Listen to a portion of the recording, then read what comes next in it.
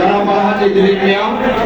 আজকের অনুষ্ঠানে উপস্থিত চট্টগ্রাম দক্ষিণ জেলা বিএনপির সংগ্রামী সদস্য সচিব জনাব ফাইজুল হেলালুদ্দিন, চট্টগ্রাম দক্ষিণ জেলা বিএনপির সংগ্রামী যুগ্ম আহ্বায়ক জনাব আলী আব্বাস, দক্ষিণ জেলা বিএনপির সংগ্রামী যুগ্ম আহ্বায়ক জনাব ইশকাকুল ইসলাম চৌধুরী পাপ্পা সহ আমাদের দলের সম্মানিত নেতৃবৃন্দ, সুধীবৃন্দ।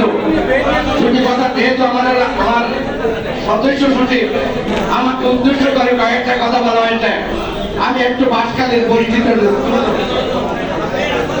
বাঁশখালীকে যদি প্রাকৃতিক কোন অঞ্চল হিসাবে ঘোষণা করতে হয় সেটা বাঁশখালীকে করতে হবে। আমার পশ্চিমে বঙ্গোপসাগর, আমার পূর্বে পাহাড়, আমার দক্ষিণে লবণের মাঠ, আমার উত্তরে সাঙ্গ নদী, আর বাঁশখালীর মাঝখান দিয়ে বয়ে চলে যে জলগদর কাল। আমার এখানে কাঠও আছে, আমার এখানে গাছও আছে, আমার এখানে মাছও আছে, আমার এখানে লবণও আছে।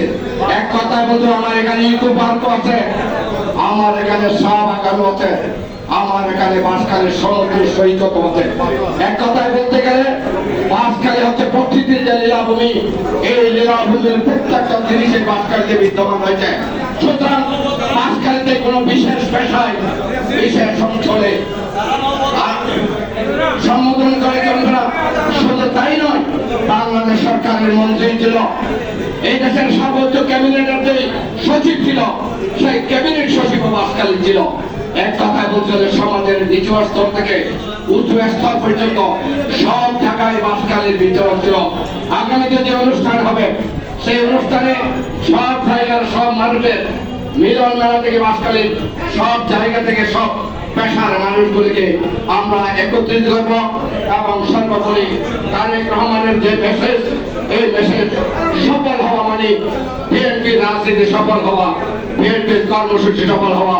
আমরা সবাই যেহেতু বিএনপি পরিবার, আগামী দিন হবে বাংলাদেশ জাতীয়তাবাদী দলের বাংলাদেশ, তারেক রহমানের বাংলাদেশ।